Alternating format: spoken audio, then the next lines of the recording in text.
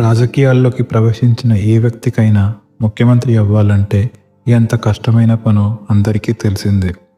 ప్రాంతీయ పార్టీలలో అయితే పార్టీ అధ్యక్షుడో లేక వారి వారసత్వమో ఎన్నికల్లో గెలిచి సీఎం అవ్వడం చాలా సులభం. ఉదాహరణకు టీడీపీలో ఎన్టీఆర్, ఆ తర్వాత చంద్రబాబు, టీఆర్ఎస్లో కేసీఆర్, వైఎస్ఆర్ కాంగ్రెస్లో జగన్మోహన్ రెడ్డి ఆ దారిలో ముఖ్యమంత్రి అయిన వాళ్ళే. అదే జాతీయ పార్టీలో అయితే ఎమ్మెల్యే అవ్వడానికే టికెట్ తెచ్చుకోవడం గగనం. ఇక ముఖ్యమంత్రి అవ్వాలంటే సీనియారిటీ కావాలి, అధిష్టానం దగ్గర నమ్మకం సాధించాలి, పార్టీలోని సీనియర్లతో పోటీ పడాలి, కనీసం మంత్రి అయిన అనుభవం అయినా ఉండాలి. ఇవన్నీ జరగాలంటే ఎన్నో దశాబ్దాల తరబడి నిరీక్షించాలి. కానీ ఒక్క వ్యక్తి జాతీయ పార్టీలో చేరిన కేవలం 6 సంవత్సరాలలో ముఖ్యమంత్రి అయ్యాడంటే ఎంత రాజకీయ చతురత ఉండాలి, ఎంతటి ప్రజాభిమానం పొందాలి, అధిష్టానం తనపై ఎంత నమ్మకం ఉంచాలి. వీటన్నిటినీ సంపాదించి కేవలం 6 సంవత్సరాల్లో సీనియర్లందరినీ దాటుకొని ముఖ్యమంత్రి అయిన యనుమల రేవంత్ రెడ్డి ప్రస్థానమే ఈరోజు మన టాపిక్. 1969లో మహబూబ్నగర్ జిల్లా కొండారెడ్డిపల్లెలోని ఒక మధ్యతరగతి కుటుంబంలో జన్మించాడు రేవంత్ రెడ్డి. విద్యార్థిగా ఉన్నప్పుడే ఏబీవీపీలో జాయిన్ అయ్యి మంచి స్టూడెంట్ లీడర్గా గుర్తింపు తెచ్చుకున్నాడు. 2006లో మిడ్జిల్ మండల్ నుంచి ఇండిపెండెంట్ క్యాండిడేట్గా పోటీ చేసి జెడ్పీటీసీగా గెలిచి తన రాజకీయ ప్రస్థానాన్ని ప్రారంభించాడు. ఆ తర్వాత 2007లో వచ్చిన ఎమ్మెల్సీ ఎన్నికల్లో స్వతంత్ర అభ్యర్థిగా పోటీ చేసి ఎమ్మెల్సీగా గెలుపొందాడు. ఎమ్మెల్సీగా గెలిచాక తన అభిమాన రాజకీయ నాయకుడైన చంద్రబాబుని కలిసి టీడీపీలో చేరాడు. 2009లో జరిగిన జనరల్ ఎలక్షన్స్లో కొడంగల్ నుంచి పోటీ చేసి మొట్టమొదటిసారి ఎమ్మెల్యేగా గెలిచి శాసనసభలో అడుగుపెట్టాడు. ఈ ఎన్నికల్లో రేవంత్ రెడ్డి 5 సార్లు గెలిచిన సీనియర్ కాంగ్రెస్ లీడర్ గురునాథ్ రెడ్డి మీద గెలవడం విశేషం. అవకాశం దొరికినప్పుడల్లా అసెంబ్లీలో రేవంత్ రెడ్డి తన పదునైన మాటలతో అధికార పార్టీని ఇరుకున పెట్టేవాడు. ఆ తర్వాత 2014లో తెలంగాణ రాష్ట్రం ఆవిర్భవించింది. రేవంత్ రెడ్డి మళ్ళీ కొడంగల్ ఎమ్మెల్యేగా రెండోసారి గెలుపొందాడు. కానీ టీడీపీకి ఈసారి కేవలం 15 మంది ఎమ్మెల్యేలే ఉన్నారు. అయినా నిరాశ పడకుండా రాష్ట్రంలో టీడీపీకి ప్రధాన గొంతుకగా నిలిచాడు. టీఆర్ఎస్ చేపట్టిన ఆపరేషన్ ఆకాష్లో భాగంగా టీడీపీలు ఎమ్మెల్యేలందరినీ వరుసపెట్టి చేర్చుకుంది. సనత్నగర్ ఎమ్మెల్యేగా టీడీపీ నుండి గెలిచిన తలసాని శ్రీనివాస్ యాదవ్ని ఏకంగా మంత్రిని చేసింది. రేవంత్ రెడ్డి ఆ రోజే టీఆర్ఎస్లో చేరి ఉంటే అప్పుడే మినిస్టర్ అయ్యేవాడు. కానీ రేవంత్ రెడ్డి చేరలేదు. ఎందుకంటే తన టార్గెట్ ఒక్కటే, అదే తెలంగాణ ముఖ్యమంత్రి అవ్వటం. కానీ రేవంత్ రెడ్డి జీవితంలో మాయని మచ్చగా నిలిచిన ఎపిసోడ్ ఓటుకు నోటు.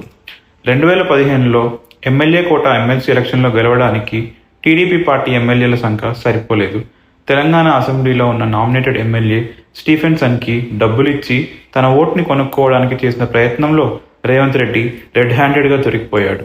ఇది ఎంత సంచలనమైందంటే ఏకంగా టీడీపీ అధ్యక్షుడు చంద్రబాబు ఆడియో రికార్డింగ్ కూడా బయటికి వచ్చింది. ఈ కేసు వలన రేవంత్ రెడ్డి 30 రోజులు జైల్లో గడిపిన తర్వాత కండిషనల్ బెయిల్ మీద విడుదలయ్యాడు. బయటికి రాగానే జైలు బయటే కేసీఆర్ నీ అంతు చూసే వరకు నిద్రపోనని ఆనాడే శపథం చేశాడు.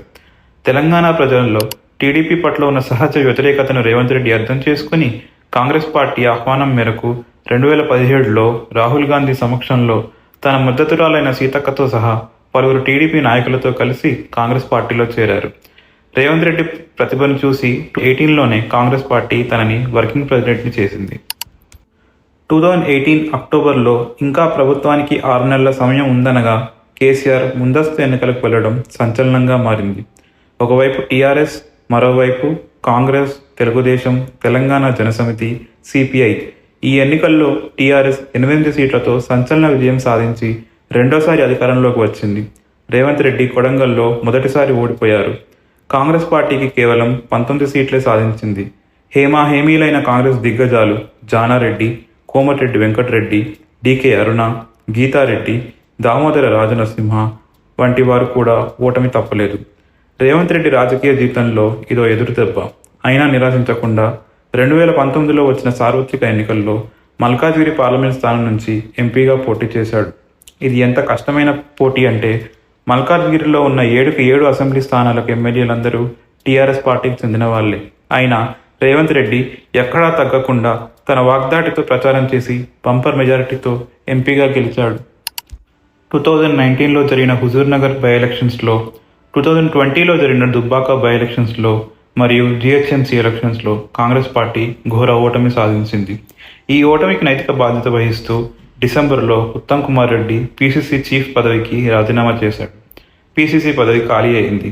కాంగ్రెస్ పార్టీలో ఈ పదవికి భారీ పోటీ ఏర్పడింది. పీసీసీగా ఉండి వచ్చే అసెంబ్లీ ఎలక్షన్లో గెలిపిస్తే సీఎం అవ్వచ్చనేదే అందరి ఆశ. ఈ పదవికి నాడు ప్రధాన పోటీదారులు కోమటిరెడ్డి వెంకటరెడ్డి, భట్టి విక్రమార్క, రేవంత్ రెడ్డి. మిగతా ఇద్దరు వారి వారి జిల్లాలకు మాత్రమే పరిమితం. కానీ రేవంత్ రెడ్డికి రాష్ట్ర ప్రజలందరికీ సుపరిచిత నాయకుడు. జనాల్లో క్రేజ్ సంపాదించుకున్నాడు. ఏ సభలకెళ్ళినా సీఎం సీఎం అని నినాదాలు. జనాల్లో ఈ స్పందన చూసిన కాంగ్రెస్ పార్టీ అధిష్టానం జూన్ 2021న రేవంత్ రెడ్డిని పీసీసీగా ఎంపిక చేసింది. ఇక అప్పటి నుంచి రేవంత్ రెడ్డి వెనక్కి తిరిగి చూసుకోలేదు. ప్రతిపక్ష పార్టీకి అన్నీ తానే నడిపించాడు. పీసీసీ అయిన రేవంత్ రెడ్డికి తన ముందు ఎన్నో సవాళ్లు నిలిచాయి. అప్పటికే దుబ్బాక, హుజూర్నగర్, నాగార్జునసాగర్ జిహెచ్ఎంసీ ఎలక్షన్స్లో ఓడిపోయి ఉన్నారు. ఆ తర్వాత వచ్చిన హుజూరాబాద్, మునుగోడులో కూడా ఓడిపోయారు. అసలు కాంగ్రెస్ పార్టీ ఈ 10 ఏళ్లలో ఒక్కటంటే ఒక్క ఎన్నిక కూడా గెలవలేదు. దీంతో పాటు కాంగ్రెస్కి పోటీగా బీజేపీ బలపడడం మొదలైంది. బండి సంజయ్ బీజేపీ స్టేట్ ప్రెసిడెంట్గా ఎన్నికయ్యాక బీజేపీకి తెలంగాణలో మంచి ఊపు వచ్చింది. ఇక కాంగ్రెస్ పార్టీ స్థానం బీజేపీ భర్తీ చేస్తుందేమో అన్న అనుమానం అందరిలో మొదలైంది. ఇక్కడే బీజేపీ 2 చారిత్రక తప్పిదాలు చేసింది. ఒకటి, బండి సంజయ్ని అర్ధాంతరంగా ప్రెసిడెంట్ పోస్ట్ నుంచి తప్పించడం. రెండోది, ఢిల్లీ లిక్కర్ స్కామ్లో కవితని అరెస్టు చేయకపోవడం. కేసీఆర్కి మేలు చేసేందుకే బీజేపీ ఇలా చేస్తుందనే ప్రచారాన్ని రేవంత్ రెడ్డి జనాల్లోకి తీసుకెళ్లడంలో సఫలమయ్యాడు. ఇంకోవైపు మే 2023లో కర్ణాటకలో జరిగిన అసెంబ్లీ ఎలక్షన్స్లో అక్కడ కాంగ్రెస్ పార్టీ ఘన విజయం సాధించింది. అక్కడ కాంగ్రెస్ పార్టీ విజయానికి అతిపెద్ద కారణం అక్కడి కాంగ్రెస్ ముఖ్య నాయకులైన సిద్ధరామయ్య, డీకే శివకుమార్ తమ వివాదాలను పక్కన పెట్టి కలిసికట్టుగా పనిచేయటం మరియు 5 గ్యారంటీలను సంక్షేమ పథకాల రూపంలో అందిస్తామని ప్రజలకు వాగ్దానం చేయటం. సరిగ్గా అదే ఫార్ములాను రేవంత్ రెడ్డి తెలంగాణలో కూడా అప్లై చేశాడు. ఉన్న సీనియర్స్ అందరినీ గౌరవిస్తూ కలిసికట్టుగా ఎన్నికల ప్రచారంలోకి వెళ్ళాడు. 6 గ్యారంటీలతో ప్రజలకు తమ హామీలను క్లియర్గా వివరించాడు. రేవంత్ రెడ్డి తన ఎన్నికల ప్రచారంలో టీఆర్ఎస్ వైఫల్యాలను ఒక్కొక్కటిగా బయటపెట్టాడు. అందులో ముఖ్యమైనవి ధరణి వల్ల జనాలకు పడుతున్న కష్టాలు, ఎన్నో ఏళ్లుగా నిరుద్యోగులు ఎదురుచూస్తున్న గ్రూప్ 1, గ్రూప్ 2 ఉద్యోగాలు ఆలస్యం చేయటం, కాళేశ్వరంలో అవినీతి, అన్నారం పంప్ హౌస్లు వరదల్లో మునిగిపోవడం, మేడిగడ్డ పిల్లర్లు కుంగిపోవటం, కేసీఆర్ ఎవరిని కలవకపోవడం, ప్రగతి భవన్లో ఎవరికీ ప్రవేశం లేకపోవడం, కేటీఆర్ అనధికార ముఖ్యమంత్రిగా వ్యవహరించటం, Kavitha liquor scam, phone tapping scam, గొర్రెల స్కామ్, ఇలా ఎన్నో. ఈ విధంగా రేవంత్ రెడ్డి తన వాక్చాతుర్యంతో, పదునైన మాటలతో జనాలను ఆకట్టుకోగలిగాడు. అది 2023 నవంబర్ తెలంగాణ అసెంబ్లీ ఎలక్షన్స్ జరిగాయి. ఈ ఎన్నికల్లో కాంగ్రెస్ పార్టీ 64 సీట్లతో విజయం సాధించింది. టీఆర్ఎస్కు కేవలం 39 సీట్లు రావడంతో ఓటమి పాలైంది. తెలంగాణ ఇచ్చిన కాంగ్రెస్ పార్టీ దాదాపు 10 సంవత్సరాల తర్వాత అధికారంలోకి వచ్చింది. ఏ రాష్ట్రంలో అయినా ఒక జాతీయ పార్టీ అసెంబ్లీ ఎన్నికల్లో విజయం సాధిస్తే ముఖ్యమంత్రిని ఎంచుకోవడానికి కొంత సమయం పడుతుంది. చాలామంది పోటీ పడతారు. ఏకాభిప్రాయం రావాలి. అందరికీ ఆమోదయోగ్యమైన అభ్యర్థిని ఎంచుకోవాలి. కానీ ఈసారి కాంగ్రెస్ పార్టీ అధిష్టానానికి ఆ అవసరం రాలేదు. దాదాపు మెజార్టీ ఎమ్మెల్యేల అభిప్రాయం ఒక్కటే, అదే రేవంత్ రెడ్డి. సరిగ్గా ఎన్నికల సమయంలో వాగ్దానం చేసినట్టుగానే డిసెంబర్లో రాబోయేది కాంగ్రెస్ ప్రభుత్వం అని చెప్పినట్టుగానే డిసెంబర్ 7న వేలాది కాంగ్రెస్ పార్టీ కార్యకర్తల సమక్షంలో సోనియా గాంధీ ఆధ్వర్యంలో రేవంత్ రెడ్డి తెలంగాణ ముఖ్యమంత్రిగా ప్రమాణ స్వీకారం చేశాడు. Honorable Congress President decided to go with Revanth Reddy as the new CLP of Telangana Legislative Party. మూడు రంగుల జెండా బట్టి సింగమోలే కదిలినాడు ఒక్కరో కాంగ్రెస్ సూర్యుడు మన రేవంత్ అన్న నిగ్గదీసి అడిగే మునగాడు. వీడు భూమిన వానైతాడు, బీద సాదల ధైర్యం వీడు, దొంగ దొరల భరతం పడతాడు. మన రేవంత్ అన్న పేద ఇంటికి పండుగ తెస్తాడు. యనమల రేవంత్ రెడ్డి అనే నేను